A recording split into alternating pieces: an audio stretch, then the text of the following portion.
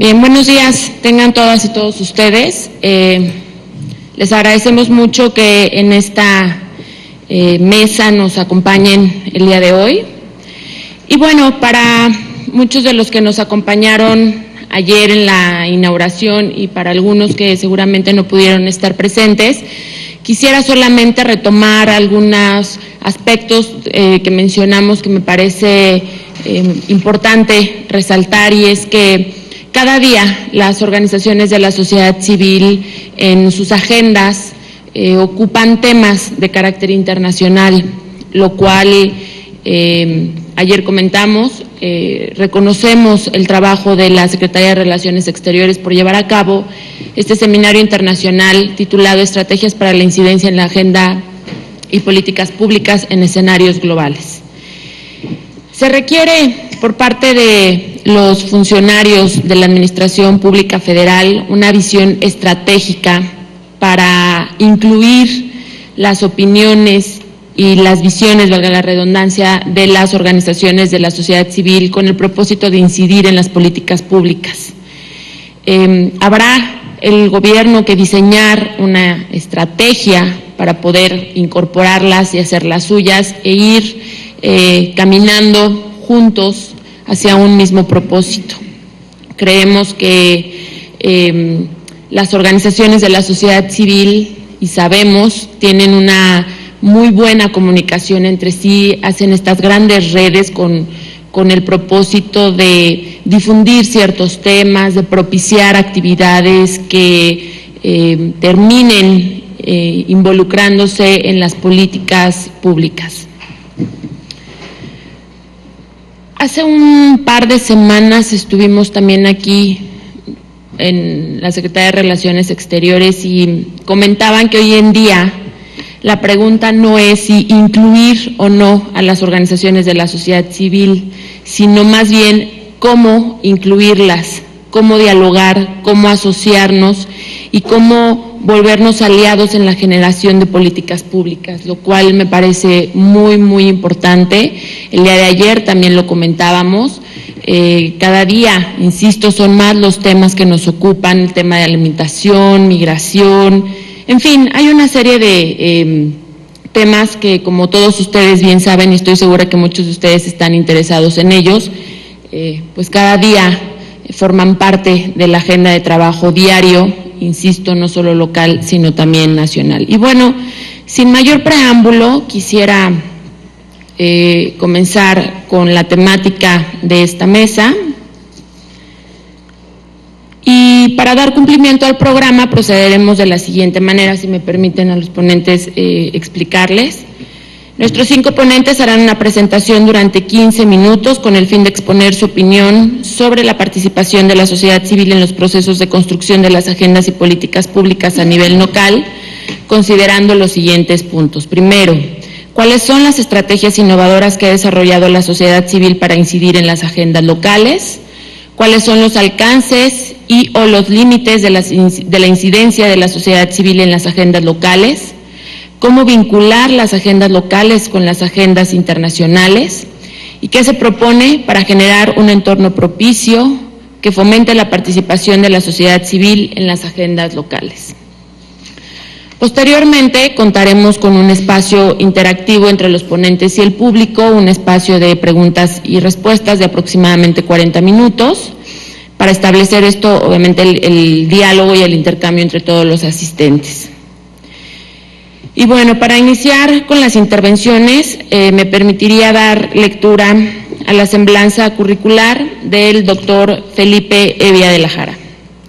Él es antropólogo de la Universidad de Chile, maestro y doctor en antropología por el Centro de Investigaciones y Estudios Superiores en Antropología Social, postdoctor en Ciencias Políticas por el Centro de Estudios de Metropol Centro Brasileiro de Análisis, perdón, no hablo brasileño, portugués, pero...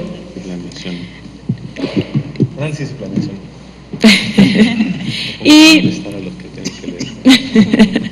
Y miembro del Sistema Nacional de Investigadores Nivel 1. Líneas de investigación, participación ciudadana, Contraloría Social, sociedad civil, programas de combate a la pobreza y educación, Entre sus principales publicaciones destacan sus libros Poder y Ciudadanía en el combate a la pobreza y Leyes estatales de fomento a las actividades de las organizaciones de la sociedad civil, análisis y recomendaciones. Ha sido ganador del premio Stephen Koff a la mejor tesis de doctorado. Por favor, Felipe, si nos haces favor de hacer uso de la palabra, adelante. Gracias. Hola, buenos días. Antes que nada quiero agradecer nuevamente a Miguel Díaz y a la Secretaría de Relaciones Exteriores por el espacio, por estar aquí. Es para nosotros muy importante este espacio porque es de los pocos que permite vincular la academia con el gobierno, con la sociedad civil, ¿no? en un ambiente de reflexión, de libre opinión, que a mí me parece muy, muy útil para pensar. Cuando yo vi la estructura de las mesas y cuando yo era el primero de la mesa 3, que es la primera que estamos hablando ya como en términos, cambiamos de escala, ya dejamos la escala más internacional y nos pasamos a la escala más local, lo que intenté, la siguiente por favor, en esta presentación era pensar un poco en las dinámicas subnacionales. Eso no solo porque considero que es estratégico pensarlo así, sino también porque yo vivo en Veracruz, vivo en Jalapa, no soy chilango, ¿no? Entonces, también ver la sociedad y ver la forma en que se estructuran estas agendas locales. Cuando estamos hablando de lo local, realmente estamos escondiendo una enorme diversidad que es muy importante poder analizarla y poder ver qué problemas y qué argumentos hay. Entonces, la idea, los argumentos, para que, si es que se me acaba el tiempo antes, que ustedes tengan ahí, es que primero la dinámica de la sociedad civil al interior de los estados se encuadra, se enmarca en los procesos propios de descentralización que han tenido estos estados, ¿no? En segundo lugar, cuando nosotros pensamos en esto para el caso mexicano, nos damos cuenta que hay una tendencia centralizadora y recentralizadora. Estamos volviendo a centralizar o a pensar en temas de que los estados y los municipios no son capaces, son corruptos, son ineficientes, etcétera. Tenemos que volver a pensar de nuevo en esta tendencia centralizadora, y esto genera problemas, ¿no? Genera problemas tanto de agenda, o sea, quién construye, quién tiene la voz para construir la agenda, como también para ver cómo se implementan luego las políticas públicas resultados de esas agendas, ¿no? O sea, hay una tendencia a un desconocimiento de lo que está realmente pasando en el territorio, porque pues, el territorio está lejos del centro, pues, ¿no? Y nos atrevemos a proponer dos soluciones, una como más desde el punto de vista de la academia, pero que me parece que también la sociedad y los gobiernos tienen que ver, y otro que tiene que ver, aquí aprovechando que está la licenciada Farideh, específicamente con gobernación, que tiene que ver con fomentar e integrar a los municipios, que es como el eslabón perdido en esta lógica de las agendas locales, ¿no? en la política de fomento. La siguiente, por favor. Entonces, en primer lugar, la pregunta sería, bueno, dime cómo funcionas, cómo te descentralizaste y te diré quién eres, ¿no? O sea, hay una dimensión, todas las dinámicas asociativas se expresan y terminan expresándose en un territorio determinado que en el marco jurídico mexicano está administrado por municipios, ¿no? Entonces, bueno, con excepción del Distrito Federal que tiene delegaciones, pero todo el municipio está cubierto, digamos, todo el territorio está cubierto de municipios, está cubierto de estados, entre los municipios y el estado si estamos, por ejemplo, pensando en salud, hay jurisdicciones, si estamos pensando en educación, son zonas escolares, etcétera, ¿no? Pero están fincados en territorios. Y ahí son importantísimas las arenas locales y los espacios municipales porque ahí es donde se generan muchos procesos de innovación, ¿no? Vamos a escuchar más tarde el caso brasileño, pero seguramente si nosotros pensamos en muchas de las innovaciones democráticas, presupuestos participativos, etcétera, se formaron en municipios, ¿no? Se formaron a nivel local, en cosas muy locales, muy concretas, y ahí fueron escalando a otros niveles, ¿no? Nosotros, por ejemplo, en México tenemos un premio a la innovación local que tienen los colegas del CIDE para prácticas novedosas en temas municipales, etcétera, ¿no? Y las políticas de descentralización han sido sumamente diversas según la historia y según el campo de la política pública, ¿no? Nosotros en México, la siguiente, por favor, podemos pensar, la historia de México podemos pensar como un juego, como un péndulo entre centralización y descentralización, ¿no? Entonces, si nosotros pensamos nada más en el último siglo, para no irnos muy lejos, ¿no? Y uno piensa, bueno, ¿por qué México fue tan importante la presencia del hiperpresidencialismo y el PRI como el presidente como el gran articulador? Pues tenía que ver con una tendencia a centralizar, porque si no centralizábamos así, estábamos pensando en territorios caudillos, prácticamente no en un estado federativo, sino realmente en diferentes independencias, en diferentes países. Entonces tuvo que centralizar, y de ahí, con la transición, digamos, que podríamos haber empezado, según algunos, desde los 70, fines de los 70, con las reformas políticas, empezó de nuevo un proceso descentralizador o de nuevo entonces se fue transmitiendo diferentes responsabilidades a los estados. Pero la diferencia con otros procesos descentralizadores, o lo que marca el proceso mexicano, es que esto se concentró en los estados, en las entidades federativas, no en los municipios, sino que la salud, la educación, por ejemplo en Chile, en Brasil, en Colombia, tienen administración municipal. En México la administración y la forma de centralizar llegó al nivel del Estado, y eso implica entonces una serie de consecuencias también para pensar en las agendas locales, ¿no? La siguiente, por favor. Esto pasa, esta tendencia centralizadora, donde el centro es el que manda y más o menos se intentó descentralizar, pero solo a nivel estatal, se refleja claramente en términos de relaciones en la sociedad civil, de relaciones intrasociedad civil, ¿no? Entonces vemos que, por ejemplo, con excepción quizá de Guadalajara y un pedazo de Monterrey, la concentración de organizaciones, sobre todo las de segundo piso, etcétera, las que pueden articular más agenda en términos de lo que hablaba Salvador sobre estas redes de advocacy, ¿no? Están ubicadas físicamente, geográficamente y territorialmente en el Distrito Federal, ¿no? Entonces nosotros estamos pensando el modus operandi, cuando nosotros estudiamos sociedad civil o vemos cómo está funcionando, vemos que son las organizaciones nacionales que están aquí en el centro, en la Ciudad de México, y que buscan socios locales que operen. Entonces, sí, tengo un proyecto de Oaxaca, tengo un proyecto en Chihuahua, pero me falta alguien en Tamaulipas, y entonces van a buscar quién puede estar funcionando en Tamaulipas. Y viceversa, ¿no? Desde lo local, lo que hacen organizaciones chicas o medianas en los municipios, estoy pensando mucho en Veracruz porque es donde conozco más, pero sé que pasa en otros lados, en Puebla, en Tabasco, etcétera, es cómo buscar organizaciones para bajar recursos, ¿no? Entonces también ahí la posibilidad de acceso a la voz de esas organizaciones chiquitas que están en los municipios es muy limitada, ¿no? La siguiente, por favor. ¿Y esto qué genera? Genera un problema de sobrerepresentación de la voz de las organizaciones del centro, ¿no? Y digamos, si esto lo trasladamos a la política fiscal o lo trasladamos a la política de educación, etcétera, es más o menos la misma lógica porque todo tiene una matriz de la forma en que descentralizamos el país, ¿no? O sea, en el tema de sociedad civil, nosotros vemos que hay una sobrerepresentación de organizaciones del centro. O sea, si nosotros vamos a los encuentros del Plan Nacional de Desarrollo, donde se supone que tenían que estar ahí hablando, finalmente los que hablaban a nombre de la sociedad civil, ¿no?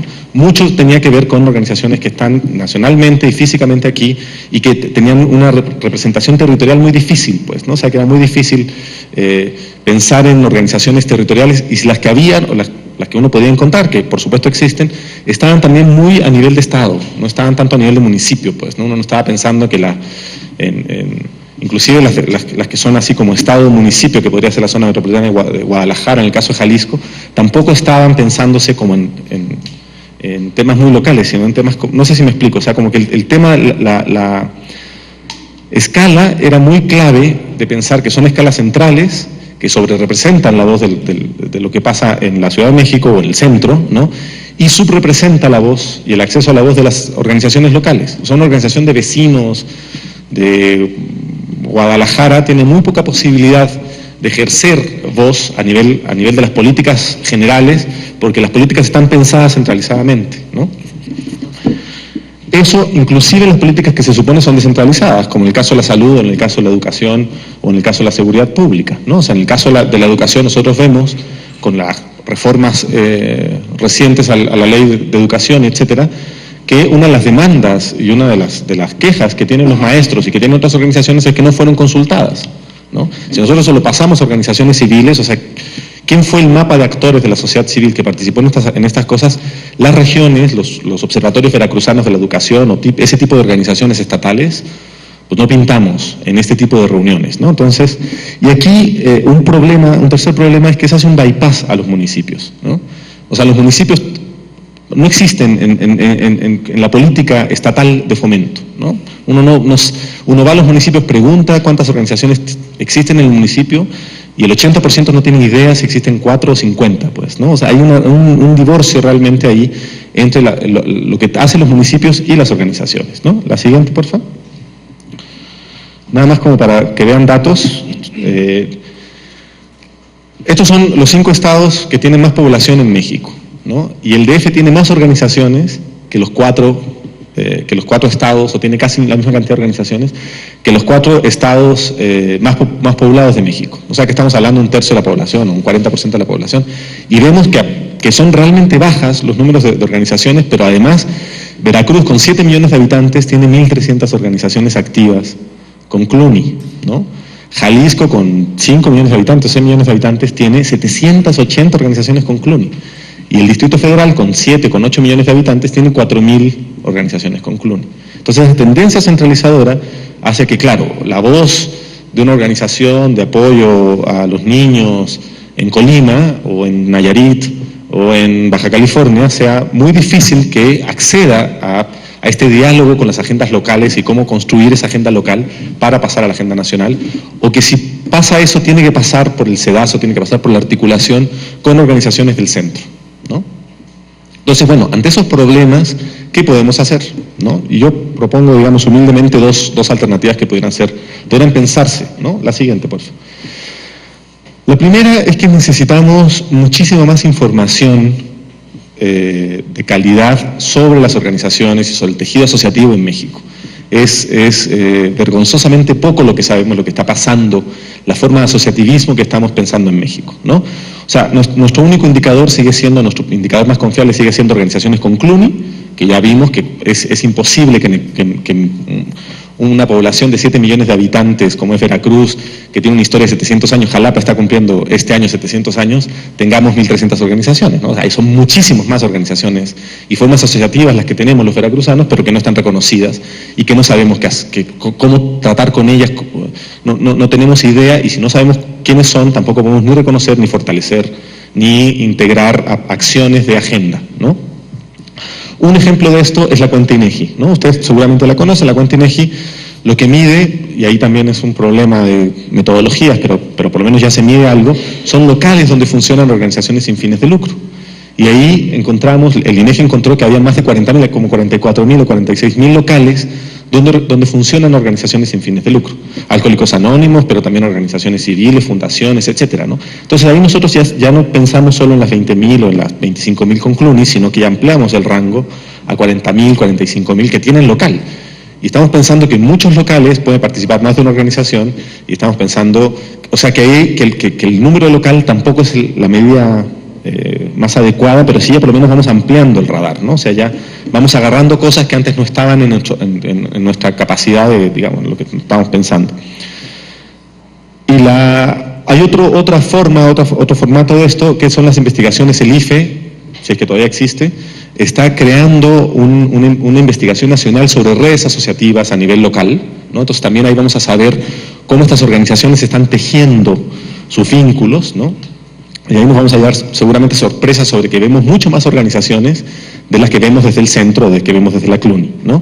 Pero aquí falta, por ejemplo, yo no sé qué esté haciendo, si está haciendo algo Indesol y sus delegaciones estatales para saber quiénes son las organizaciones que están en los estados, y yo no sé si los gobiernos estatales, por ejemplo la CONAGO o algo así, tenga algún tipo de interés, de estudios, de información, que desde los propios gobiernos estatales den esa información. Todos los gobiernos tienen secretarías de gobierno.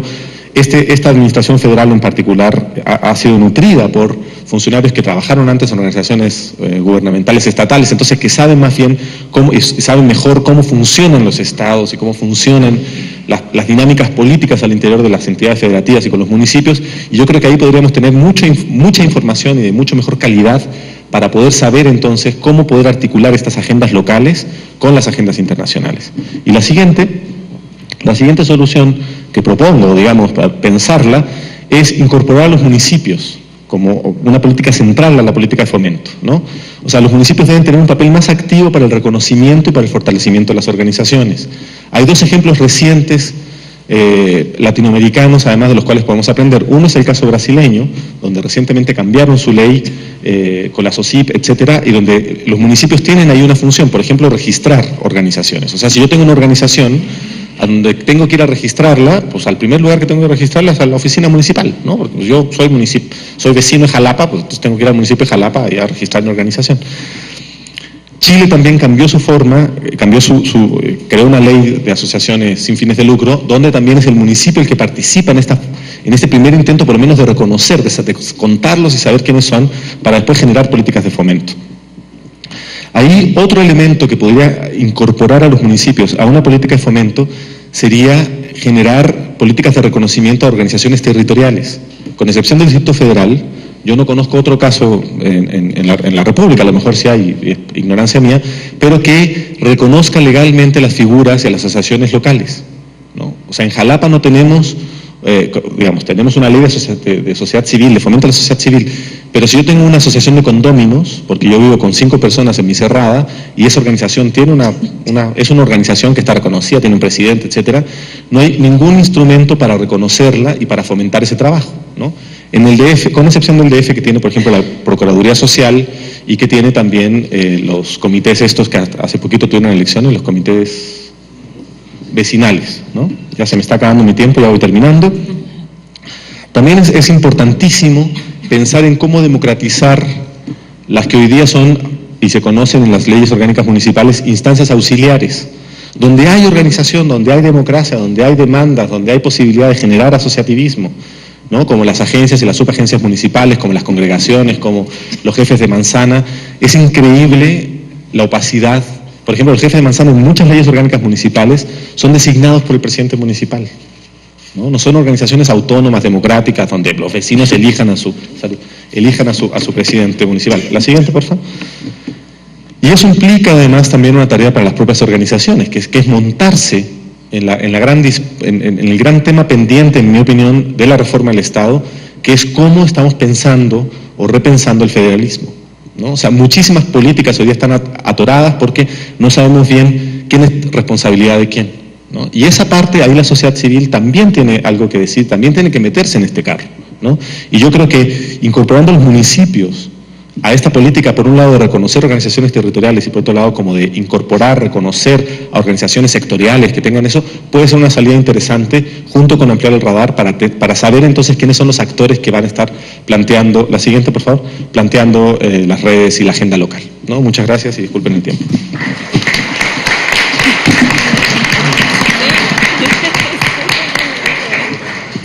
Gracias, Felipe. Sin duda, rescatamos muchos de los comentarios que aquí el día de hoy nos has hecho en materia de legislación estatal, en materia de organizaciones de la sociedad civil. Es un gran reto que como gobierno federal nos enfrentamos a él y un gran compromiso. Si bien el camino andado en el ámbito federal en cuestión de organizaciones de la sociedad civil, sin duda no ha sido el mismo en el ámbito local.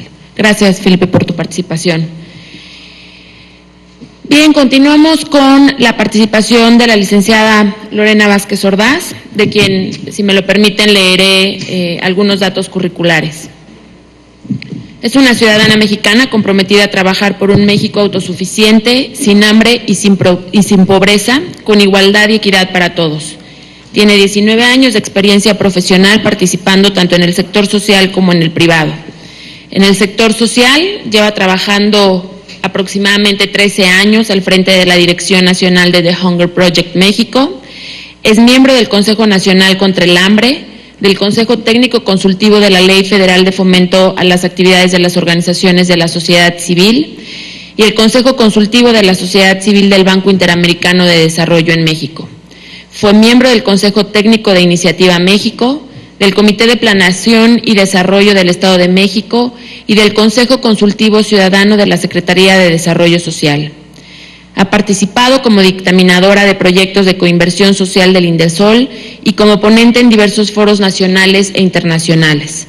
En el sector privado, se desempeñó por 7 años como consultora en soluciones de tecnologías de la información para el sector financiero en México y Estados Unidos. Graduada como licenciada en Sistemas de Computación Administrativa por el Instituto Tecnológico de Estudios Superiores de Monterrey y actualmente se encuentra estudiando un máster superior en Cooperación Internacional y Desarrollo. Bien, pues adelante, Lorena. Muchísimas gracias, buenos días. Como escucharon, bueno, yo vengo de The Hunger Project México, es una organización internacional con más de 36 años operando y 30 en México. Empezamos nuestros programas comunitarios aquí en México desde el 98, trabajando con zonas rurales, marginadas e indígenas. Y somos una organización que está comprometida a terminar con el hambre y la pobreza en el mundo a través del empoderamiento de los hombres y de las mujeres para que ellos mismos sean quienes terminen con su propia hambre. Y hoy estoy aquí pues para contarles un poquito cómo es que decimos que hay que terminar con el hambre y la pobreza y para eso hay que hacerlo haciendo incidencia pública. La sociedad civil está intrínsecamente ligada a la idea de cambio y transformación social. Desde hace más de 3 décadas hemos venido jugando un rol fundamental en la definición de las agendas nacionales e internacionales con el objetivo de lograr un mundo más equitativo y democrático. Asimismo, hemos pasado por diversas etapas de transformación. Como señala Laura Becerra de la organización Equipo Pueblo y compañera del Consejo Técnico Consultivo, las organizaciones pasamos de una actitud exclusivamente contestataria y de presión a otra en la que fuimos aprendiendo a combinar y afinar las estrategias de protesta con propuestas. Como sociedad civil hemos comprendido la importancia de incidir en el diseño, la evaluación y el seguimiento de las políticas públicas que afectan a nuestro trabajo y cada vez lo hacemos de una forma mucho más eficaz. Las organizaciones también hemos aprendido a crear redes y sumar esfuerzos para posicionar temas en las agendas del mundo y llevar la voz de aquellas y aquellos para quienes trabajamos hacia las más altas esferas. Hoy, sin duda alguna, el modelo es otro. Las instituciones nacionales y los organismos internacionales tienen claro que las políticas públicas no pueden ocurrir al margen de la sociedad. Cada vez hay más espacios para participar y las opiniones de las organizaciones son tomadas en cuenta con mucha mayor seriedad. Aquí ven nuestro modelo de desarrollo de The Hunger Project, donde es fundamental en nuestro trabajo 3 pilares. La movilización comunitaria, el empoderamiento de las mujeres como agentes claves de cambio y la relación con los gobiernos locales, los cuales son abrazados por lograr un ambiente favorable y la incidencia en la política pública. Estamos convencidos que la ciudadanía, sociedad civil y gobierno funcionan como piezas de engranaje mayor y que el desarrollo del país y el fin del hambre y la pobreza solo son posibles con la participación de todas y de todos. La que sigue, por favor. Y cuando hablamos de participación no nos limitamos a los espacios formales o electorales, sino a otras formas de participación y ejercicio de ciudadanía. Como señala Elizabeth Yellin en su artículo Ciudadanía, Derechos e Identidad, la ciudadanía implica poseer un sentimiento de pertenencia a una comunidad política y obtener un reconocimiento de esa comunidad a la que se pertenece. Las denuncias sobre las situaciones y políticas sociales desfavorables para la sociedad, las peticiones de nuevos derechos, el cuidado de los logros sociales que parecen los más justos, las exigencias del cumplimiento de los contratos sociales y la participación en la esfera pública son acciones, entre otras tantas, que adoptan los ciudadanos y las ciudadanas en la vida cotidiana. Por tanto, adquirir una conciencia de ciudadanía se relaciona directamente con la politización del individuo. El propio proceso que implica sentirse con derecho a estar en la esfera pública y la posibilidad de diálogo que debe existir entre las diferentes instancias de la sociedad. La que sigue, por favor. La manera tradicional de mirar al gobierno nos llevó durante muchos años, en algunos casos de forma justificada, a una crítica desmedida hacia la corrupción, a las historias de abuso o el pensamiento maniqueo entre los buenos y los malos. En un nivel mucho más profundo, escuchamos reflexiones y teorías sobre el poder de las estructuras del sistema económico y las perversas agencias multinacionales. Sin embargo, si miramos un poco más a detalle lo que existía, y en algunos casos aún existe, es una ciudadanía y un gobierno absolutamente resignados y convencidos que la colaboración para transformar las agendas nacionales e internacionales es impensable. Para The Hunger Project, ¿te quedas en la anterior, por favor?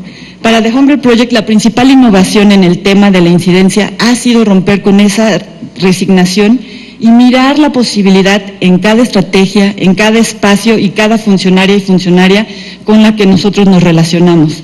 Es siempre mirar qué hace falta para terminar con el hambre y la pobreza, ya sean reformas, ya sean alianzas, iniciativas de ley, modificaciones a reglamentos o incluso generar voluntad política.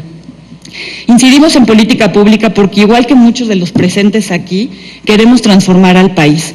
Por ello trabajamos finalmente en elaborar propuestas de políticas donde existe la ausencia de las mismas, o actuamos sobre las ya existentes o sensibilizamos a quienes las diseñan. Y principalmente llevamos la voz de aquellas y aquellos a quienes las políticas se dirigen, para que los diseños traspasen a los escritorios y atiendan de manera más precisa la cotidianidad de nuestras socias y socios comunitarios. Nosotros no les llamamos beneficiarios. Hacer incidencia en política pública no siempre es un camino fácil. Muchas veces las demandas son recibidas y discutidas en muchos espacios y no necesariamente eso transforma en una modificación legal o una normativa de un programa. Por ello, la incidencia implica una apuesta a nivel organizacional, implica invertir tiempo y recursos humanos y económicos para entender y contar con los diagnósticos acerca del problema que tratamos. Hay que crear redes con organizaciones aliadas y alinear agendas por un fin común. Implica planear y dar seguimiento y sobre todo implica un ejercicio enorme de responsabilidad, cooperación, mucha paciencia, persistencia y liderazgo. En la vida diaria existe la falsa impresión de que los grandes cambios solo son hechos por grandes personas con poderes suprahumanos o una enorme disposición al sacrificio. Pero eso no es del todo cierto. Los cambios sociales son hechos por las personas comunes como ustedes, como nosotros, que al comprometerse con un tema, actuamos y decidimos modificarlo. La que sigue, por favor. Hoy les podemos compartir que en The Hunger Project, la que sigue, por favor, ha tenido experiencias exitosas en muchas de las arenas en las que hemos levantado la voz ya por muchos años. Hoy existe la Cruzada Nacional contra el Hambre, que aún frente a las muchas críticas que ha desatado, es una estrategia que por primera vez reconoce y pone al centro del debate la existencia del hambre en nuestro país. Hemos sido consultados de manera periódica, tanto por Sedesol como por Indesol, para el diseño de la misma, y cada semana, así escúchenlo, cada semana acudimos a mirar y señalar aquello que nos parece urgente, que las políticas se diseñen desde las necesidades comunitarias y no desde los escritorios o las altas esferas. También presentamos nuestras propuestas para el Plan Nacional de Desarrollo para asegurarnos que esto suceda. Asimismo, hemos logrado comprender el poder de trabajar en lo colectivo, a través de la creación de varias alianzas y coaliciones como la Red de Desarrollo Comunitario, la Redescom, en conjunto con el CEMEFI, que aquí tengo varios de mis compañeros de la red, que después de 2 años de amplio trabajo, hoy compartimos una visión y una estrategia para incidir en las políticas que afectan el desarrollo de las comunidades en nuestro país. La foto que están viendo es de hace 2 semanas que tuvimos nuestro primer encuentro nacional de líderes comunitarios, precisamente para crear una agenda desde la voz de estos líderes comunitarios y poder nosotros salir a seguir modificando las leyes. La que sigue, por favor. También hemos aprendido que las y los legisladores son aliados potenciales en el posicionamiento y defensa de las agendas nacionales, como ha sido el caso del impuesto al refresco o la Estrategia Nacional contra la Obesidad, que por cierto ahorita se está lanzando en presidencia, con el presidente y la doctora Mercedes. Triunfos del trabajo colectivo en la Alianza por la Salud Alimentaria y la Red de Contrapeso, y el exhorto realizado por el senador Zoe Robledo, quienes están viendo en la pantalla, para que el gobierno mexicano se adhiera a la estrategia global de Scaling Up Nutrition o Fomento a la Nutrición, que es una estrategia orientada a los primeros 1000 días de vida desde que un niño o niña es concebido. También incluso hemos trabajado en crear un ambiente favorable para que las organizaciones de la sociedad civil podamos hacer incidencia. Hasta hace poco incluso estaba por diferentes incongruencias en las leyes que no podíamos hacer incidencia porque si no nos quitaban la deducibilidad, como todos saben, y por eso es que decidimos participar en el Consejo Técnico Consultivo para seguir transformando la ley de fomento. La que sigue, por favor. A partir de ello también hemos aprendido el poder de las redes sociales, el ciberactivismo y el uso de las tecnologías de información y comunicación para transformar al país y democratizar las agendas. La que sigue, por favor. Además, acompañados por la Secretaría de Relaciones Exteriores, hemos comprobado que lo local es la base fundamental y más sólido para el diseño de una democracia global, a través de nuestra participación tanto en el G20 como en las agendas, en el diseño de las agendas del desarrollo post-2015, y hemos logrado posicionar la agenda de seguridad alimentaria y nutricional, la producción de alimentos, el apoyo a pequeños productores y el desarrollo de base en los espacios tanto nacionales como internacionales. Como sociedad civil hemos dado pasos agigantados para que nuestras opiniones y saberes sean incluidos en las agendas nacionales e internacionales. No obstante, aún queda camino por recorrer para afianzar los espacios de participación ciudadana. Es fundamental que contemos con mejores y más simplificados mecanismos de rendición de cuenta, de acceso a la información y la toma de decisiones participativa. Asimismo, se requieren mejores canales de comunicación entre las y los ciudadanos que no tienen hoy el micrófono y con los que sí. Es urgente contar con mecanismos de vinculación real entre los tomadores de decisiones y aquellos a quienes se afecta con dichas acciones para que nuestras opiniones sean tomadas en cuenta. Por ello creemos que las estrategias se configuran hacia adelante en materia de participación ciudadana e incidencia en política pública que fortalezcan la descentralización de las acciones, como ya mencionaba también mi colega, promover la participación ciudadana en la planificación y la gestión de programas de desarrollo, responder en forma más apropiada a las necesidades locales a partir de que lo local hacia lo federal y promover el desarrollo de una ciudadanía que sea fuerte y responsable. La que sigue, por favor. Finalmente, y quizás el reto más importante, es lograr que los espacios de diálogo y deliberación no sean vistos como concesiones, sino como una responsabilidad del gobierno y el derecho que tiene la sociedad a ser consultada sobre el alcance de los problemas, el contenido de las políticas públicas y el rumbo que ha de seguir nuestro país y el mundo. Muchas gracias. La que sigue.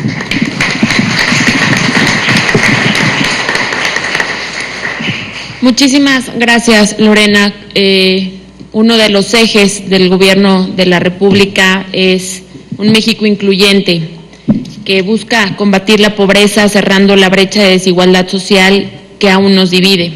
El objetivo es que el país se integre por una sociedad con equidad y cohesión social e igualdad de oportunidades. Todo esto haciendo referencia a lo que Lorena nos comentó hace unos instantes y reconociendo tu interés y tu participación por lograr que México sea cada día un país próspero. Bien, para dar continuidad al programa, me es grato presentar el perfil curricular de la licenciada Vanessa Dolce de Faria, a quien agradecemos haber realizado el viaje a nuestro país para atender la invitación a participar en este seminario. Ella es licenciada en Derecho de la Universidad de Sao Paulo, Brasil, diplomática de carrera con nivel de consejera, ingresó al Ministerio de Relaciones Exteriores de Brasil en 1999. En sus primeros años colaboró en temas multilaterales económicos, fue jefe de gabinete del Ministerio de Planificación, Presupuesto y Gestión de 2004 a 2005, adscrita a la Embajada de Brasil en Argentina entre 2005 y 2008 y a la Embajada de Brasil en Paraguay de 2009 a 2012 en temas de cooperación en políticas públicas. En estos años trabajó muy cerca de los movimientos sociales y de la sociedad civil. A partir de enero de 2013 es jefa de gabinete de la Secretaría General de la Presidencia, órgano encargado de promocionar la participación social como método de gobierno desde 2003. Adelante, Vanessa. Buenos días a todas y a todos. Una vez más, muchas gracias al gobierno mexicano, a la Cancillería, por la invitación que nos hizo a la Secretaría General de la Presidencia de Brasil para participar en el seminario y compartir con ustedes la experiencia que tenemos en el Estado brasileño de diálogo con los movimientos y la sociedad civil. Antes de entrar en mi presentación, quisiera decirles que la Secretaría General es el ministerio encargado de hacer el puente entre los movimientos sociales y el gobierno, el Estado brasileño. Nosotros hablamos con los movimientos, con la sociedad civil y también tratamos de hacer que todos los otros ministerios lo hagan, ¿no? Yo en mi presentación, en los minutos que tengo, voy a echar un vistazo en los mecanismos principales que tenemos, en las herramientas que tenemos de participación social y después voy a hablar un poco de las manifestaciones de junio que nos trajeron a nosotros, gobierno, muchos desafíos y, bueno, compartir con ustedes un poco cómo hemos reaccionado a las manifestaciones y qué estamos haciendo. Antes de entrar en las láminas y bueno, y hablar sobre los mecanismos que tenemos, es necesario volver un poco en el tiempo. En los años 80, en mi país, ustedes saben que Brasil vivió bajo una dictadura militar del año 64 hasta el año 85. En principios de los años 80, los movimientos sociales, especialmente el Movimiento por la Tierra y el movimiento sindical, están muy movilizados, empiezan a buscar que la venida de la democracia sea una democracia no solo formal, pero con mecanismos de participación también establecidos. Toda esa lucha se va a reflejar en la Constitución Federal del año 88, que es la Constitución de la redemocratización de mi país, conocida como la Constitución Ciudadana. La Constitución del 88 trae la participación en muchos artículos, expresamente en 8 artículos. Ya en el artículo primero garantiza la promoción, la participación social como derecho. Empezamos, por favor. Bueno, desde el 2003, la Secretaría General de la Presidencia tiene la misión exclusiva de promocionar la participación social como método de gobierno, impulsando las políticas públicas para la juventud y el protagonismo de los movimientos sociales y de las organizaciones de la sociedad civil, a fines de fortalecer la organización popular y difundir los valores democráticos, solidarios, inclusivos y sostenibles. La próxima, por favor. Ahora entramos ahí en los mecanismos de participación que tenemos. La próxima. Bueno, empiezo hablando un poco de los consejos de políticas públicas. Los consejos han sido creados con el objetivo de concretar los principios de participación social de la Constitución. Son colegiados permanentes vinculados al Poder Ejecutivo, acá está en portugués, con la participación de la sociedad civil y miembros del gobierno. Son siempre creados por ley federal, pueden tener carácter deliberativo o consultivo. Hoy hay 40 consejos en el gobierno federal. Desde el 2003 se incorporan nuevos temas como juventud, género, seguridad alimentaria. Fueron creados desde el 2003 19 consejos y reformados 16. Como ejemplos tenemos el Consejo de Desarrollo Económico Social, el CONCELIAM, como lo conocen ustedes, el Consejo Nacional de Salud, que ha sido muy responsable por toda la formación y el diseño de lo que es el Sistema Único de Salud de Brasil, el SUS, y el Consejo Nacional de Juventud, que justamente ahora está trabajando en el diseño de la Política Nacional de Juventud. El siguiente, por favor. Las conferencias nacionales también son mecanismos muy importantes de participación social. Son eventos que ocurren en general de 2 en 2 años, en los cuales se discuten y formulan proposiciones para las políticas públicas, empezando en el nivel municipal, después del nivel departamental y finalmente tenemos las conferencias nacionales. Han sido realizadas 128 conferencias del 1941 al 2012, 86 desde el 2003, en las cuales participaron más de 7 millones de personas. De los 34 ministerios que tenemos en el gobierno federal, 22 se han involucrado en la realización de alguna conferencia. Para el 2013 y el próximo año están previstas 19 conferencias. Las conferencias son mecanismos creados por decreto presidencial o por tarea ministerial. Como ejemplo puse la Conferencia Nacional del Medio Ambiente y la Conferencia Nacional de Igualdad Racial. Siguiente, por favor. También tenemos las mesas de diálogo y negociación que son empezadas por el gobierno en respuesta a una representación específica de los movimientos. La hacemos con la presencia de varios ministerios. Hubo hasta ahora 4 o 5 mesas muy importantes. Yo acá puse la Mesa Nacional de Construcción Civil, que se crea a partir del 2012, en que todas las confederaciones sindicales y los ministerios han llegado a un compromiso de mejoría de condiciones en la construcción civil. Siguiente, por favor. Hacemos también reuniones que las nombramos los diálogos gobierno-sociedad civil. Esas reuniones son convocadas por el gobierno federal para ampliar el proceso de movilización social en políticas públicas determinadas y escuchar a los movimientos. Los representantes de la sociedad civil contribuyen con críticas y sugerencias a los programas de gobierno. Siempre están presentes varias ministras y ministros de Estado. Un ejemplo, justamente ayer en Brasilia promocionamos un diálogo importante de enfrentamiento a la violencia en los suburbios con la presencia de 3 ministros y representantes de 30 organizaciones y movimientos. En mi país la violencia tiene color, raza, género. Los que mueren más son jóvenes afrodescendientes de los suburbios.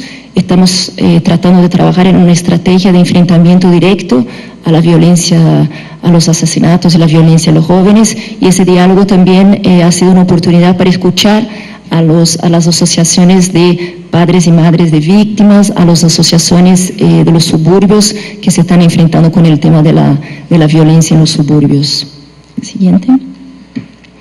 Bueno, en Brasil hay casi 290.000 organizaciones de la sociedad civil. Las acciones entre el gobierno y las organizaciones son complementarias. Solo el 3% de las organizaciones en los últimos 10 años ha recibido recursos públicos. La mayoría tiene financiación privada. Ellas agregan calidad y capilaridad a nuestras políticas públicas. El instrumento legal que más se utiliza en los contratos con las organizaciones son los convenios. Nosotros tenemos un marco legal con muchos problemas, estamos trabajando en un nuevo marco legal. Después, si les interesan las preguntas, podemos hablar más de eso, ¿no? De la necesidad de un nuevo marco legal que también mejore las condiciones de financiación. La siguiente. En los próximos meses, nuestra presidenta va a lanzar lo que le nombramos la Política Nacional para la Participación Social, donde vamos a ampliar las formas de consulta y participación ya existentes, incluyendo también al ciudadano no organizado. Vamos a establecer las interfaces con nuevas formas y lenguajes participativos, consolidar la integración entre los 3 niveles de la federación por un conjunto de medidas. La siguiente. Bueno, entrando ahora en las manifestaciones de junio.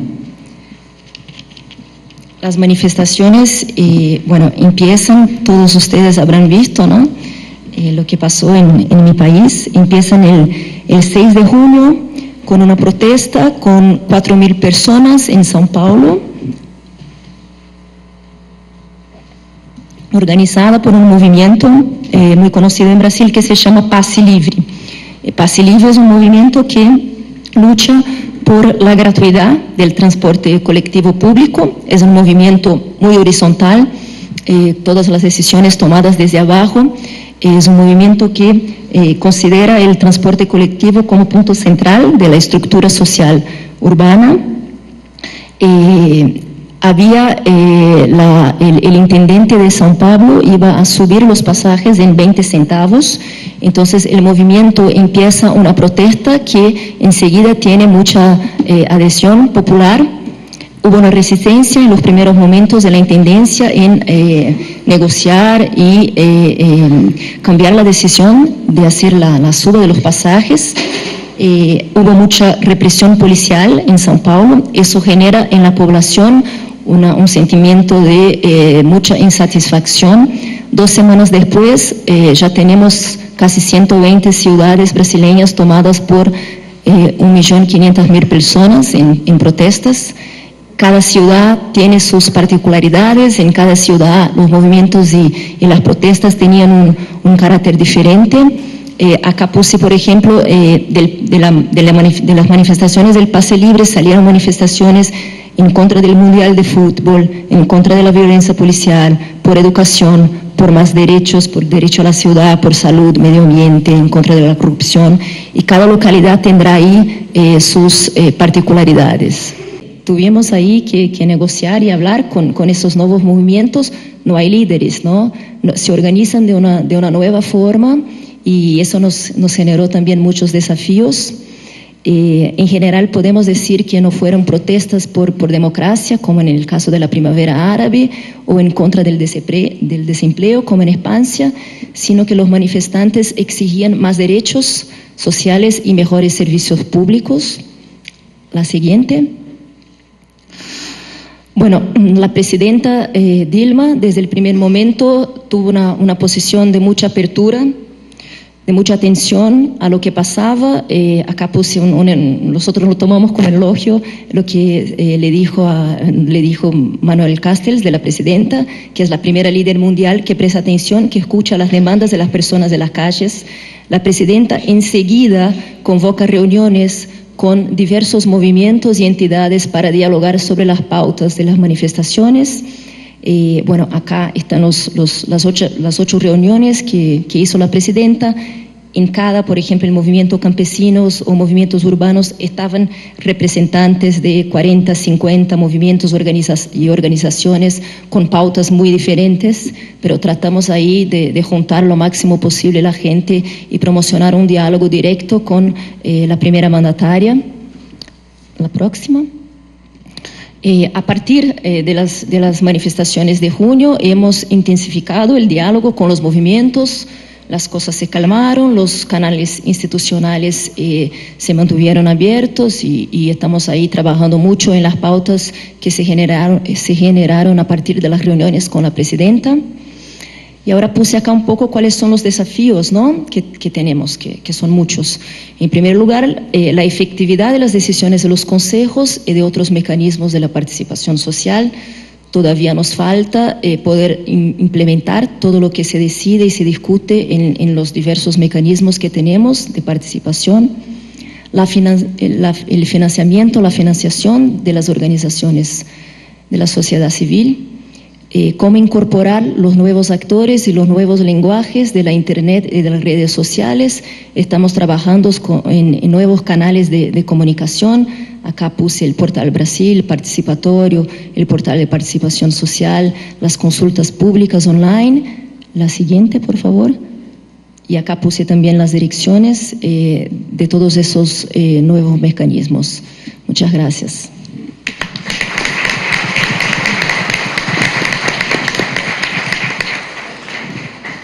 Gracias, Vanessa. Sin duda, Brasil es un referente y un gran ejemplo para México, no solo en el asociacionismo, sino también en la relación del gobierno con la sociedad civil. Muchas gracias, Vanessa. Continuamos con la participación del maestro Mario Hinojosa Laveaga, cuyos datos curriculares son los siguientes. Mario es licenciado de Ciencias de la Comunicación por el Tecnológico de Monterrey y máster en Gestión y Comunicación Cultural por la Universidad de Barcelona. Cuenta con una especialización en contenidos para nuevos medios audiovisuales en la Universidad Oberta de Cataluña y estudios de posgrado en Literatura Comparada y estudios culturales en la Universidad Autónoma de Barcelona. Desde el 2008 trabaja para la empresa de gestión cultural Transit Projects en Barcelona, organización líder en el sector dentro de España y con una importante presencia en América Latina. Está a cargo del área de soportes y contenidos de dicha organización. Su trabajo está principalmente orientado a los nuevos formatos de creación de contenidos online, do it yourself, remezcla, entre otros, con especial enfoque tanto en las narrativas literarias y el periodismo cultural, como en la comunicación audiovisual y las producciones de bajo formato. Colabora junto al equipo de Transit Projects en la programación de innovación, cultura e investigación del Lab del Centro de Cultura Contemporánea de Barcelona e imparte seminarios para el Laboratorio de Escritura de Barcelona. Es miembro del Sistema Estatal de Creadores de Arte de Sinaloa en la categoría Literatura, dentro del que realiza el proyecto Ciudades para ser destruidas. Ha publicado la novela Round de Sombra, quinto premio Nacional de Novela Valladolid de las Letras, y los cuentos Espacio de solo 3 dimensiones y De cómo una carta puede ser un cuento. Mario Hinojosa, por favor, haga uso de la palabra. ¿Me escuchan? Sí. Perdón, no lo corras hasta que yo te diga, por favor, ¿vale? Buenas tardes, creo ya. No lo sé, porque tengo un lío con el jet lag que me tiene un poco zombie, así es que disculparán si se me va un poco la onda. Como bien dice Soad, yo no provengo ni del asociacionismo ciudadano, ni del entorno gubernamental, ni de la política partidista, ni del activismo comunitario, ni del tercer sector. Provengo de un espacio que, si bien de alguna manera se ha referido aquí, a veces muy superficialmente, otras incidiendo sobre ello un poco más directamente, es un lugar que yo reivindico como fundamental para conseguir y generar acciones ciudadanas concretas y procesos de diálogo entre los diferentes estamentos sociales, entre las instituciones y también, ¿por qué no?, entre los políticos. De alguna manera creo que soy la parte más extraterrestre de todo esto, tanto en este seminario como en esta mesa, aunque me tranquiliza que desde ayer y sobre todo más en la jornada de hoy he empezado a escuchar por ahí palabras que de alguna manera ya hacen puente con estas historias que les voy a contar yo. Lo que sí me gustaría decir antes de comenzar es que en estas ideas o en este trabajo que yo voy a tratar de describirles ahora, pienso que hay una oportunidad fundamental o una serie de oportunidades muy grandes para ustedes que están generando ese tipo de acciones que han estado describiendo desde ayer, para generar alianzas nuevas, diferentes, con otro tipo de agentes y también, o sobre todo, para generar nuevas prácticas de incidencia en la sociedad.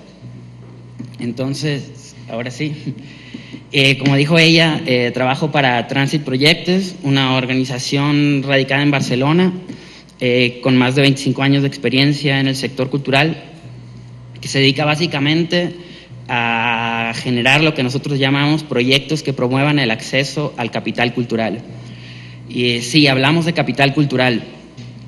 Aquí se ha hablado mucho de capital social, pero nosotros hablamos también de capital cultural, en sintonía con algo que el sociólogo francés Pierre Bourdieu aborda a este respecto, ¿no?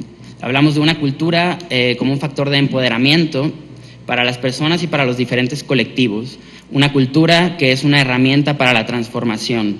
Hablo aquí de productos, de servicios, de iniciativas, de emprendimientos, de vínculos y de proyectos culturales que van desde la versión más social de la actividad, lo que llamamos el desarrollo cultural comunitario, que utiliza la cultura como un vertebrador para justamente empoderar a diferentes colectivos en riesgo de exclusión social, pero también desde una idea un poco más sofisticada que entiende la cultura como un catalizador, tanto de ideas como de acciones concretas, digamos, ¿no?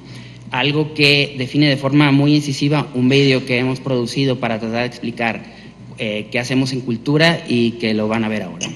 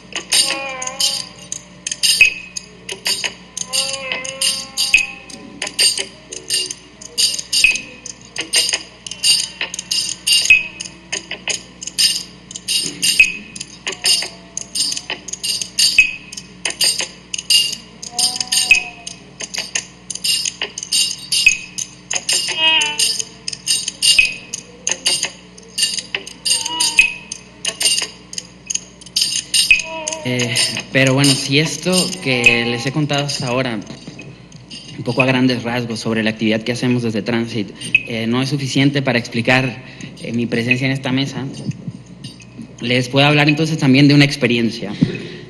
Pues creo yo que la mejor manera de definir un poco justamente qué es ese trabajo que realizamos es mostrando algunos proyectos de los que hacemos.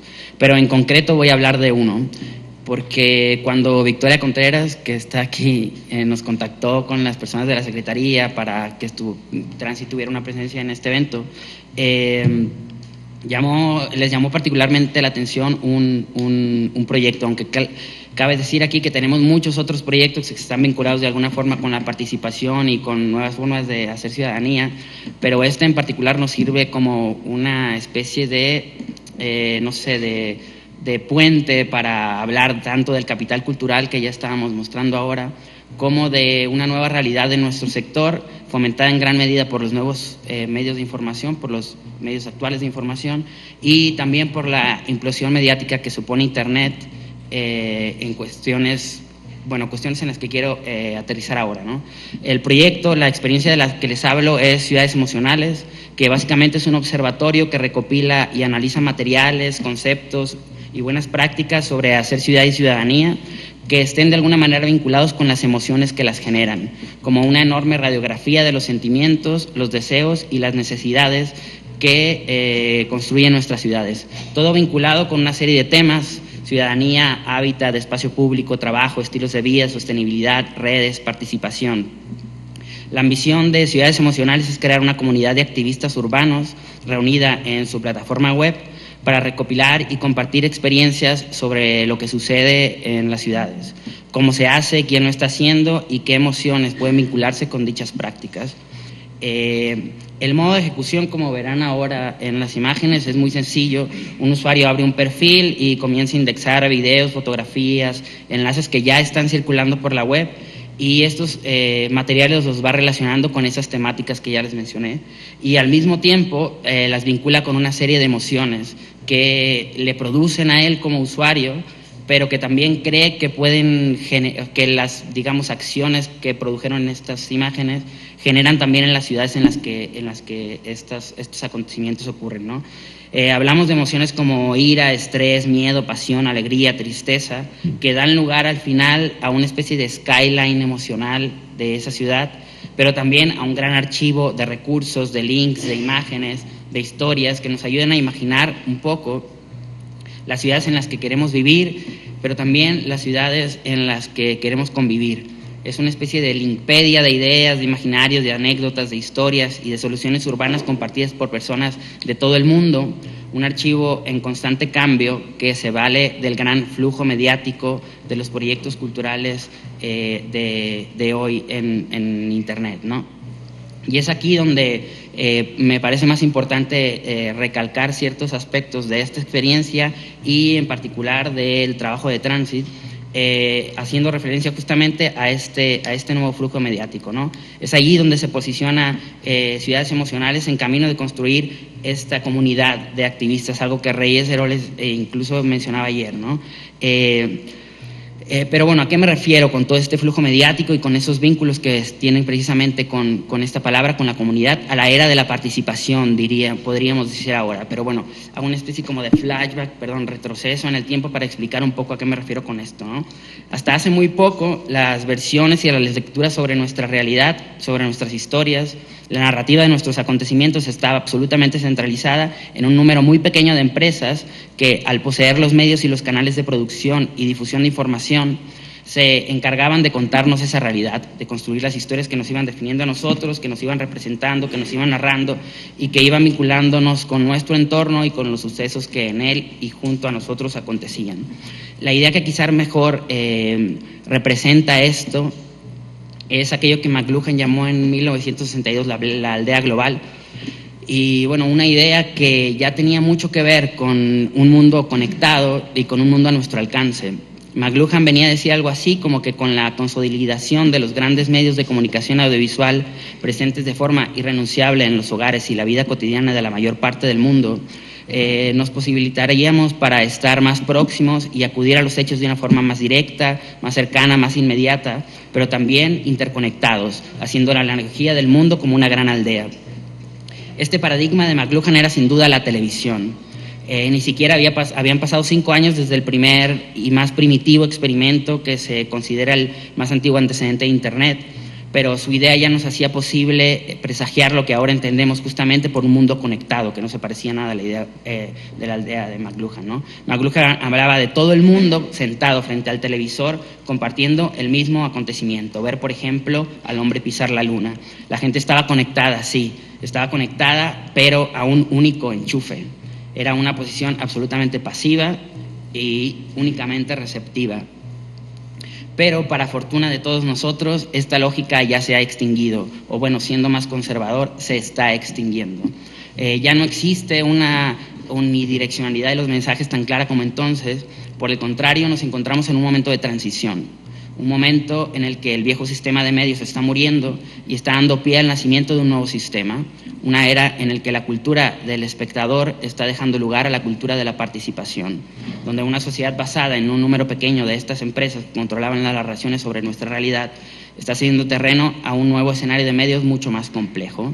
Este escenario de medios es el escenario de la participación, en el que ciudadanos comunes como nosotros tienen la posibilidad de interrumpir ese control de los medios y contar sus historias de una forma poderosamente nueva. Algo que, como Jenkins nos expresa en esa cita que he hecho hace un momento, también nos puede explicar Laurent Lessig, el creador de las licencias alternativas de derechos autorales Creative Commons, y que, bueno, aunque tiene más que ver con la creatividad, que es algo en lo que aterrizaré ahora, nos puede ayudar a comprenderlo. I'm very optimistic, or it may be that I'm very resigned to the way in which culture is going to evolve given these technologies. It's going to evolve into a much more interactive, connected, shared creativity culture, where people feel obligated to do something more than just consume. They feel obligated to create, and you see that already in obvious ways. It's not, even in the way people dress. You don't dress by just buying the latest clothes at the Gap.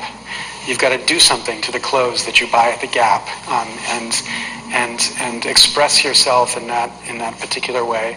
And I think that's going to be increasingly common in a wide range of contexts. ¿Qué supone esto que yo les estoy contando y que de alguna manera les cuenta Lessig en esta cita vídeo? Supone un gran número de usuarios, de personas conectadas en todo el mundo, de ciudadanos individuales, esto es muy importante, que ya no se conforman con ese material de los grandes medios, sino que adquieren de él lo que les es útil o lo que les es propio y lo manipulan y lo distribuyen a otros en igualdad de condiciones que ellos. Un gran número de personas, de ciudadanos activos que están narrando y retratando por sus propios medios aquello que sucede en sus vidas. Sus gustos, sus hábitos de consumo, la relación con sus ídolos, pero también sus momentos históricos, sus problemas sociales, sus consignas políticas, la transformación de sus ciudades, la relación que esos territorios guardan con el resto del mundo. Es de esto de lo que se trata Internet fundamentalmente en esta, obviamente, visión muy optimista, de una enorme comunidad de personas creando, alimentando y construyendo esa comunidad. Y es también de lo que intenta hacerse un proyecto como Ciudades Emocionales, ¿no? Pero no solo eso, hay algo importantísimo aquí, y esto hay algo importantísimo aquí que es una incesante actividad creativa, una actividad creativa que ha emergido gracias a la democratización de los medios y al acceso a las redes, y que va multiplicando en número y tipología los actores que intervienen en el nuevo flujo de información y mensajes. Esto incluye tanto profesionales de la comunicación como, otra vez, algo muy importante, un enorme número de ciudadanos individuales que se han convertido en los protagonistas de este escenario en transformación. Los espectadores, los usuarios, que han dejado de ser simples receptores y se han convertido en prescriptores, que construyen sus propios relatos y los difunden a otros. Prosumidores los llaman algunos, haciendo un juego de palabras entre el productor y el consumidor, aquel que consume pero que también está produciendo al mismo tiempo. También los llaman contribuidores, por esta misma idea de estar contribuyendo, o bricoleurs, haciendo eco de el hacerlo tú mismo, simple y sencillamente espectadores activos. Pensemos un minuto en la riqueza de esta circunstancia. Cualquier persona con un mínimo de medios, con un mínimo o máximo de entusiasmo y con un mínimo de acceso puede convertirse en un creador, en un divulgador de mensajes que compitan a la par con los que emiten los grandes medios de comunicación o los mayores estamentos culturales. Y aquí otro apunte, esta vez de Coppola, algo viejito, pero que nos ayuda mucho a ilustrar esto que les estoy diciendo también, aunque habla de creatividad, pero también quiero aterrizar en ello. Video recorders and stuff come around. Some just people who normally wouldn't make movies are going to be making them, and suddenly one day some little fat girl in Ohio is going to be the new Mozart, and make a beautiful film with her little father's camera recorder. And for once, the so-called professionalism about movies will be destroyed forever, and it'll really become an art form. That's my opinion. Y bueno, donde él pone Mozart, pongan ustedes un ícono del periodismo o un ejemplo paradigmático de activismo social, por ejemplo, y funcionaría igualmente, ¿no? Hablamos entonces de gente generando productos, mensajes, voces y poniéndolas a convivir en un nuevo espacio público, pero no solo eso. Hablamos de un flujo más democrático de la información, con usuarios prescriptores, más informadores unidireccionales, que han tenido ya una influencia superlativa en movimientos sociales de la más reciente factura, ¿no? Movimientos ciudadanos que han tomado como hoja operativa en muchos casos muchos de los preceptos que les vengo yo enunciando, esta predisposición a la interacción, a la comunicación, por ejemplo. El caso que a mí cotidianamente me queda más cercano es el del 15M en España, pero hay sus símiles en muchos lugares, ya han citado ahora movimientos como la Primavera Árabe o Ocupar Wall Street, ¿no? La presencia de esta actividad digital ha enarbolado de alguna manera, ha sido enarbolada de alguna manera por algunos sectores, ¿no? Aludiendo sobre todo al factor aglutinante de las nuevas tecnologías en estos movimientos, poder de convocatoria, transmisiones en tiempo real de las manifestaciones, acceso a otras versiones de los hechos, refutación de cifras o declaraciones de las autoridades, en fin, muchísima información circulando de los ciudadanos para los ciudadanos.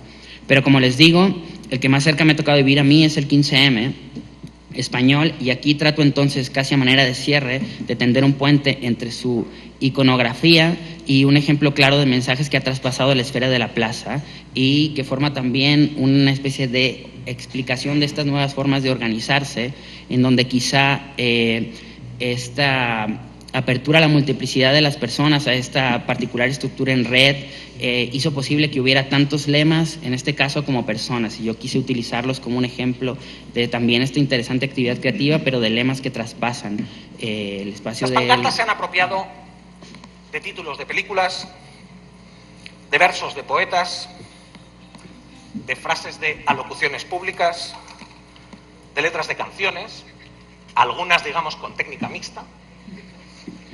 Se han apropiado de personajes de ficción y del lenguaje de los carteles públicos. Incluso se han apropiado de formatos inesperados, como los carteles de Se Vende, que han sido utilizados de forma intensiva. Se vende diputado, se vende trabajador, se vende servicio público, se vende generación. Lo cual nos lleva a otro elemento diferencial de los lemas del 15M, que para describirlo nos obliga a abandonar las plazas y a entrar en los ordenadores. Y así llegamos al ingrediente verdaderamente diferencial del movimiento: el lenguaje de los ordenadores como herramienta de protesta. Error fatal del sistema. No se encuentra democracia. Alerta al usuario de acciones del sistema no deseadas. Democracia 1.0 obsoleta, democracia 2.0 instalándose. Se han encontrado componentes corruptos. Es necesario reiniciar el 2011 como actualización del sistema. La obsolescencia, el ansia de poder como virus informático, la estructura que inutilizada también inutiliza al usuario. El lenguaje de los ordenadores es radicalmente diferencial, porque no ha sido una apropiación lúdica como Rebeldes sin casa o Lobby sin Dier. No ha sido un guiño a un elemento ajeno e inesperado como convocar a un Bob Esponja respondón. El modelo informático era a la vez un método expresivo y también una declaración de intenciones.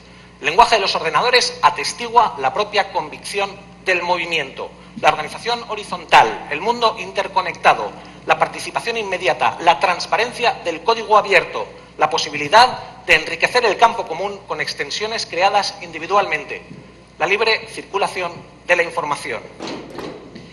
En fin, hablamos, y esto sí a manera de cierre, de nuevos flujos de información, de nueva cultura de la participación, de una forma distinta de crear comunidad, de un espacio alternativo a la calle que puede servir como espacio de cohesión para después generar otras alianzas más reales. Hablamos también de la cultura como herramienta de cambio, como motor para el empoderamiento de los ciudadanos. Hablamos de nuevas autorías, de nuevas ciudadanías, de tecnología y de recepción activa, pero hay que insistir, esta no es la única salida ni es la panacea. Es importante recordar que lo que a estas instancias sucede en la red, sucede porque antes ya pasaba en la realidad. Esos movimientos que antes mencioné, por ejemplo, ya habían cristalizado en muchas personas y la coyuntura política y social hizo posible su aparición. Las herramientas culturales, mediáticas y comunicacionales, también tecnológicas, fueron eso, un medio simplemente. Pero entonces, insisto otra vez a todos ustedes, estemos atentos porque tenemos los medios a nuestro alcance, tenemos las herramientas para crear y los canales para distribuir, tenemos a los otros cerca, a las personas a un clic de distancia, con lo que no necesitamos intermediaciones, tenemos la cultura y el imaginario a nuestro alcance, tenemos iniciativas como ciudades emocionales tratando de sugerir caminos, de ordenar ese caos que también implica el nuevo flujo de información y de objetos culturales, tratando de crear comunidades activas, nuevas, abiertas, reflexivas, libres, en red. Todos podemos ser, todos somos creadores en potencia, somos comunicadores en potencia de nuestras realidades, agentes activos, tenemos todo eso, es nuestro ya. Estamos pues empoderados. Muchas gracias.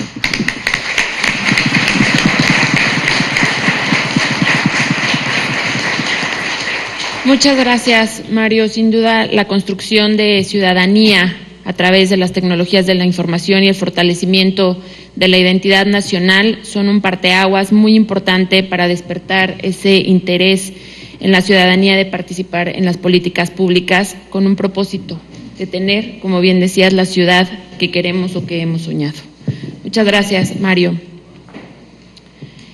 Y bien, para finalizar la etapa de las presentaciones de nuestros ponentes, me permito dar lectura a la síntesis curricular del doctor Pablo Parás. Él es doctor en Ciencias Políticas por la Universidad de Connecticut y maestro en Estudios Latinoamericanos por la Universidad de Georgetown.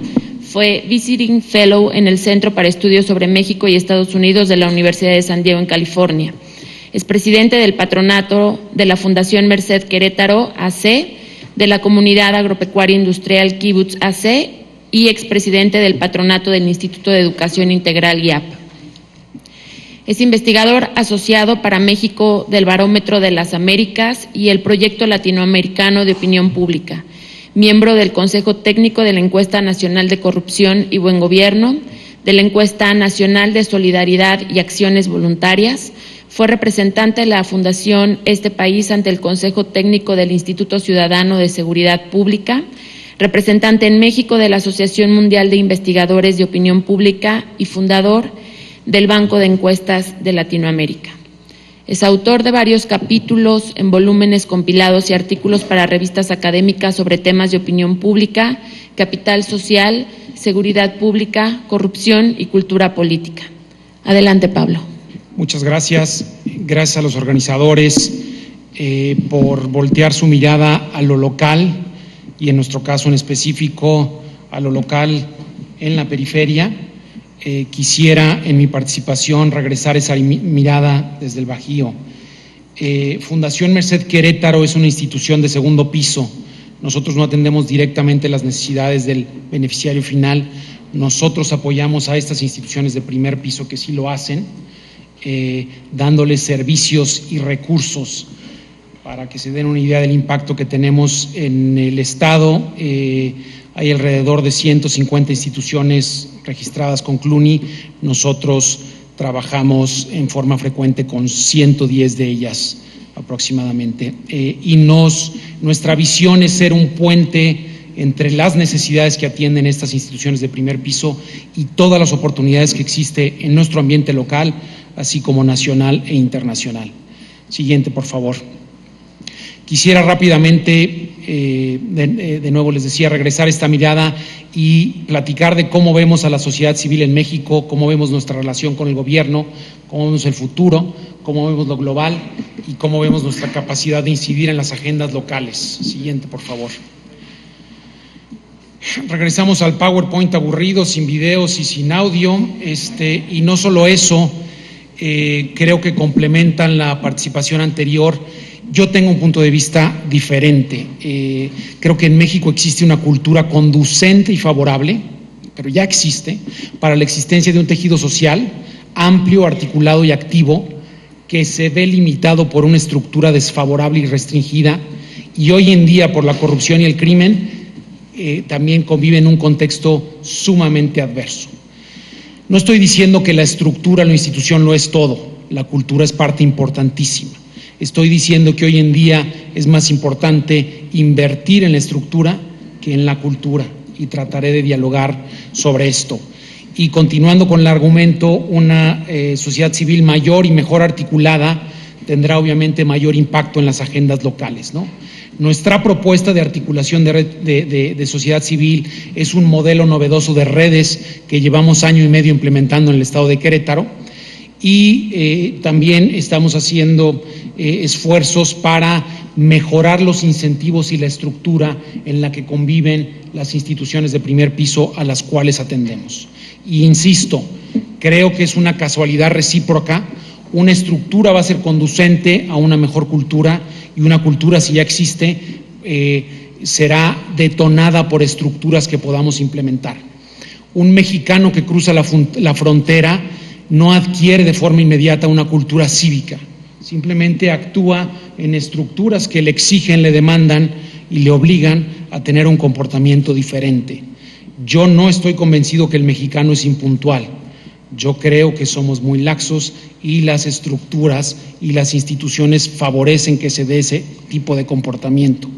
No creo que el mexicano sea corrupto, creo lo mismo. Creo que hay instituciones y estructuras que a veces son la salida para que haya ese tipo de comportamiento. Ese es un poco el argumento central que trataré de, entre líneas, tejer en estas preguntas. Y obviamente es un debate muy profundo, muy amplio, no se agota ni conmigo ni en esta mesa ni el día de hoy. Quien esté interesado puede leer a Ronald Inglehart para el argumento culturalista, es muy interesante, o a Semeglu y Robinson con el argumento estructural. Ambos grupos de autores trata de resolver la gran pregunta: ¿por qué fallan las naciones o por qué tienen éxito las naciones? Desde esos puntos de vista. Siguiente, por favor. ¿Cómo vemos a la sociedad civil? Son datos rápidos, les presento de la ENSAF más reciente del 2012. El adulto mexicano promedio realiza 2.45 actividades voluntarias y dona 644 pesos en un periodo de 12 meses. Esto se convierte en 192 millones de acciones voluntarias y 25,000 millones de pesos al año. En Querétaro son 3 millones de acciones voluntarias y 421 millones de pesos. Y sin embargo, la mayoría muy pocas de estas donaciones en especie, en tiempo o en dinero, llegan a las instituciones. En el caso de México, solo 17% llegan a las instituciones organizadas, el resto y la mayoría se va en donativos en la calle, por ejemplo, ¿no? ¿Es un vaso lleno o un vaso vacío? Estas cifras de la sociedad civil es una pregunta muy difícil de responder. Ahorita daré unas cifras comparativas. Reyes Heroles hizo un intento ayer. Lo que sí es que varía mucho, depende a qué indicadores volteamos a ver, ¿no? La imagen que pongo aquí es un poco provocadora de decir, el vaso siempre está lleno, será de aire o será de agua, y es un poco mi argumento. Yo creo que el vaso está bastante lleno de cultura conducente, falta detonarla. Y también quisiera, en esta observación de la sociedad civil, decir, nos hace falta plantear estándares mucho más ambiciosos. El modelo de redes que les voy a platicar ahorita es un nuevo estándar. La palabra red ya se usa demasiado, creo, pero bueno, trataré de acotar por qué creo que es un nuevo estándar. Y creo que en la sociedad civil nuevas leyes, nuevos estándares tienen que nacer en México para que podamos detonar todo este capital social y el capital cultural también, ¿no? Siguiente, por favor. Soy encuestador, como escucharon, entonces tendré que dar datos de esta forma, luego en términos comparativos, usando el barómetro de las Américas. Este es el porcentaje de mexicanos que tienen participación comunitaria. En México estamos a media tabla, alrededor de un cuarto de la población dice participo en algún tipo de forma comunitaria. Siguiente, por favor. Específicamente, la relación con el gobierno se ha desgastado, creo que últimamente, ¿no? La sociedad civil está más organizada en lo local, muchas veces en lo informal, y estamos perdiendo nuestra cercanía y relación con el gobierno. Aquí México sale solo con 7% y en términos comparativos está muy por debajo de 26 países en el continente. Siguiente. Y no solo esto, sino desde el 2004 ha venido bajando el porcentaje de participación directa del ciudadano con el gobierno, lo cual creo que no es deseable y debe tener muchas explicaciones. Siguiente, por favor. Solicitó ayuda al gobierno municipal. Coincido con Felipe de que el gobierno municipal es un actor importante que tenemos, al cual tenemos que voltear a ver. México está aquí en 14%, estos son los que tienen contacto, solo el 14% además solicita una ayuda, y este indicador siguiente, por favor, también ha venido cayendo, aunque en menor proporción, y las barras grises ahí en las tablas, como ven, hacen que estadísticamente hablando los datos no son diferentes, ¿no? Pero pareciera que hay una tendencia también a la baja a tener este encuentro y esta solicitud con el gobierno local. Siguiente, por favor. Sin embargo, hay en términos comparativos, una alta confianza en el gobierno local. Lo mismo sucede, por ejemplo, hay alta satisfacción con las escuelas en México, ¿no? Y bueno, el mexicano en general, no me gustan las generaciones, pero somos bastante amables con nuestras opiniones. En ese sentido, no es que haya una insatisfacción, una lejanía porque no haya confianza en el gobierno local, sino son otra serie de cuestiones. Siguiente, por favor. Aquí es una regresión sobre los determinantes de las peticiones a los gobiernos locales. Vemos si una de estas líneas cruza la línea central, quiere decir que no es estadísticamente significativa, que no es determinante, que no explica, y si está a la derecha significa que tiene una relación directa. Aquí, por ejemplo, al haber sido víctima de la corrupción o víctima del crimen, determinan que haya mayor participación, mayor peticiones a los gobiernos locales. Es lo que en la literatura se llama como un energizing, energizador, un efecto energizador. Lo contrario es un chilling effect, un efecto que congela. Hay autores que dicen que estos problemas que vivimos en México del crimen y la corrupción van a favorecer el capital social. Yo estoy completamente en contra de este argumento y lo tengo y sostengo lo contrario. Pero cuando vemos a indicadores de participación política, sí determinan el haber sido víctimas de corrupción o crimen, el detonamiento de participación política, no otro tipo de participaciones. Es lo que llamo en México un poco el efecto de participación Martí, o lo que está sucediendo con los grupos de autodefensa locales, ¿no? Llega un momento que se ven tan aislados, tan acorralados, que tienen que reaccionar, ¿no? Otros determinantes también son la edad y la mujer y el nivel educativo en forma positiva, y también obviamente el haber asistido a una reunión municipal. Y de nuevo aquí está el círculo virtuoso. Si nosotros generamos contacto, generamos confianza y generamos una dinámica positiva. Siguiente, por favor. El porcentaje de entrevistados que da diferentes tipos de donativos. La mitad de los mexicanos dicen que dan en un año ropa o dinero, casi la mitad alimentos, un poco menos, un cuarto medicinas y un 10% de alojamiento. De nuevo, yo creo que son datos que soportan un argumento de que hay cultura de asociación, cultura de solidaridad. Siguiente, por favor. En la ENSAP construimos 5 índices diferentes. Creo que el más importante de esto es si una persona hoy en día hace acciones voluntarias o no, y los otros índices son determinantes de este índice. El más poderoso es si tú en algún momento de tu vida hiciste alguna acción voluntaria a favor de alguien en el pasado, la probabilidad de que lo hagas en el futuro es mucho mayor. Entonces, en la medida que en México logremos que un mayor porcentaje de la población esté activo, eso va a tener frutos en el tiempo muy favorables, ¿no? Siguiente, por favor. Aquí también vemos el índice de voluntariado históricos. Aquellos que han hecho mayor número de acciones en el pasado también son quienes donan más dinero en proporción de quienes no. Entonces tenemos estos círculos virtuosos por todos lados, los encontramos. Siguiente, por favor. ¿Cómo vemos nuestra relación con el gobierno? Y pongo ahí acotado local. Insuficiente, calificación baja, esperamos mucho más. Por un lado, nos convocan frecuentemente, nos dan las gracias, nos reconocen, nos dicen que hacemos tareas propias que tienen que hacer ellos y que contribuimos enormemente al bien común en forma generosa y desinteresada, y nos sacamos la foto y salimos en la prensa al día siguiente. Por otro lado, nos ignoran, es exagerado decir nos ignoran, pero nos tienen bastante alejados y en pocas ocasiones nos sentimos socios estratégicos y prioritarios al momento de la asignación de apoyos o creación de incentivos. Pongo aquí la figura del pilar porque creo que la conferencia de ayer de Reyes Heroles era muy atinada su título.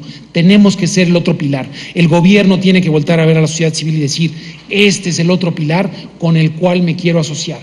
Ayer asistí a una reunión de consejo en una fundición amiga aquí en el DF y me enseñaron un diploma de la Cruzada contra el Hambre. Me dijeron, mira, nos entregaron nuestro diploma porque hubo una consulta muy amplia, y su comentario posterior fue, les hicimos muchas recomendaciones puntuales de por qué el programa tenía muchos problemas y creemos que no le hicieron caso a ninguna de ellas.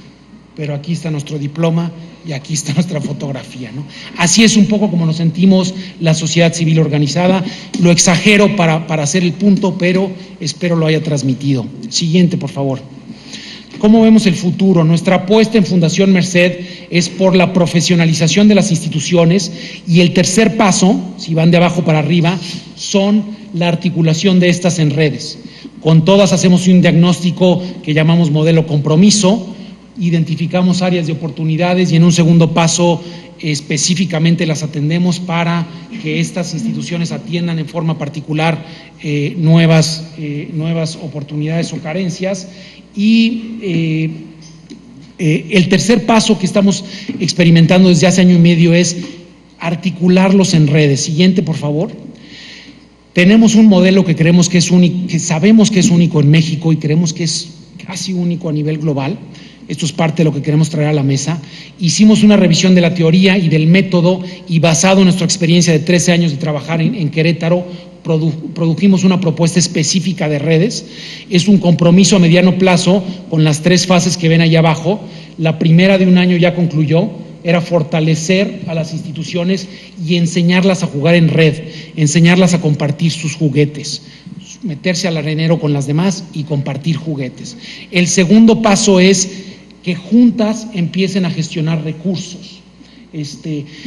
Creemos que van a tener mucho mayor oportunidad de acceder a los grandes concursos, o de que alguien, gobiernos o empresas, los voltee a ver, porque el típico indicador que te piden es cuál es tu impacto, a cuántos beneficiarios tienes, y yendo en red serán mucho más poderosos en ese sentido. Y la tercera fase, que es el tercer año, va a ser que empiecen a tener incidencia en políticas públicas. Esa es la secuencia cronológica. La impronta de las redes, es decir, su naturaleza, orientación y filosofía que unifica las redes, es mejores atributos y temáticos. Siguiente, por favor. Nuestro modelo comparado con los otros, les platico rápido lo que vemos en otros y ahorita les pongo un par de ejemplos. Los otros son más grandes, de mayor número de nodos, propósitos amplios y generales y difíciles de alcanzar, una estructura jerárquica generalmente de la persona que los convoca, sedes ajenas a las instituciones, poco énfasis en la impronta, no tienen documentos rectores, estructura rígida y compleja. Muchas veces hay un incentivo perverso de que tengo que pertenecer para acceder a beneficios, y muchas veces son solo un directorio de correos electrónicos en donde se pasa información, ¿no? Nuestro modelo, siguiente, por favor. Creemos que es mucho más orgánico, hay una impronta, una temática muy definida, dirigida al fortalecimiento y mejores prácticas. Son comunidades más pequeñas, flexibles, abiertas, tienen propósitos muy específicos según la fase, con objetivos cortos, con indicadores, y pueden decir si los alcanzaron o no. La coordinación es rotativa, no hay una cabeza cada nodo es cabeza cuando le toque ser sede. Son reuniones mensuales itinerantes. Nosotros participamos como fundación solo como facilitadores, llevamos minuta y les damos seguimientos a que continúen los esfuerzos. Tienen protocolos definidos de cómo actuar, cómo tomar decisiones, cómo incorporar nuevos miembros. Están haciendo generación de proyectos ya en forma común. Son nodos en grados de similar de desarrollo y nosotros les damos servicios complementarios. Siguiente, por favor. Estas son las 7 redes que hemos formado hasta ahorita. Como ven, tienen que ver con temáticas, hay de casas hogares, hay de educación, de género y derechos humanos, prevención en salud, etcétera. Siguiente, por favor. La fase 1 que ya concluyó hace 4 meses, estos fueron los principales logros. Tenemos documentada esta metodología que creemos que es específica para lo local, para redes, ya, para instituciones de primer piso ya constituidas, y lo queremos exportar a cualquier otro estado que lo quiera tomar. Es información pública, no queremos sacarle dinero de esto nosotros, queremos que alguien más lo replique porque estamos viendo muchísimo éxito. Es un modelo único con definición puntual de nomenclatura y conceptos como genética de redes, tipología, topología, cardinalidad, nodos principales, etcétera. Tiene documentos esenciales para cada red, fundamentos, protocolo de crecimiento, protocolo de operación, heurística de desarrollo. Cada red acaba siendo un bicho único, no pretendemos que sean robots parecidos. Nuestra inversión, ahí la tienen, no me detengo en ello. Hicimos un diagnóstico institucional antes de empezar el primer año a todos los nodos que participaron, que fueron 49, y el 90% mostró avance en cuando menos 2 áreas de su estructura organizacional al pasar un año por el simple hecho de empezar a participar en redes. Y sobre todo ha habido un cambio de visión. Siguiente, por favor. Este es un ejemplo de cómo ya una de las redes se organizó para proyectos específicos. Y les platico otro brevemente que es para mí el ejemplo más claro. Hay una red, hay una casa hogar en Querétaro que tiene un evento anual que le genera como el 65% de sus fondos anuales.